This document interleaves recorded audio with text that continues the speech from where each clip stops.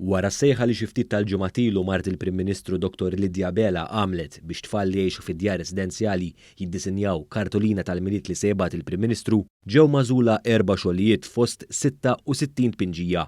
Dr. Lidja Bela żaret il-wirja ta' dawn is-66 pinġija li ġew eżebiti ġewwa spazju kreattiv fil-Belt Valletta, fejn preżenti kien hemm ukoll il-mexxejja ta' dawn id-djar residenzjali kif ukoll il-membri tal-Kunsill tal-Arti. Kristabel Catania, l-assoċjata l-edukazzjoni u l-iżvilupp fih dan il-Kunsill għall-Arti f'pajjiżna, spjegatilna kif kienet diffiċli ħafna għall-Kunsill biex jażlu 4 xogħlijiet għaliex kull kartolina kellha s-sabiħ tagħha. Bdejna ħarsu lejn diversi fatturi, ħarsna lejn kemm it-tfal kienu kreattivi meta approċċew it-tema tal-miliet, ħarsna lejn forsi xi teknika li ntużat, ir-riżorsi li ntużaw u speċjalment kemm kienu kreattivi u innovattivi.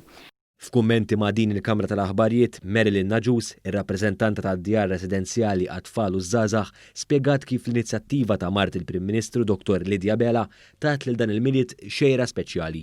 Xi ħaġa sabiħa li rajna hi li rġajna morna għas-sempliċità, morna għal-vera tifsira tal-miliet, jiġifieri mxejna ftit ukoll hemm mill-aspett materjalistiku li forsi aħna l-kbar ġieli nħadnu f'dan iż-żmien u tfal tawna messaġġ li dak li vera huwa importanti huwa li nkunu maqogħdin flimkien. Min-naħa tagħha Lidja Bela stqarret li dawn il-kartolini u l-messaġġ tagħhom jixhed dak kollu li għaddejja minnu d-dinja bħalissa u kif din l-inizjattiva urid ukoll il-ħila tat-tfal.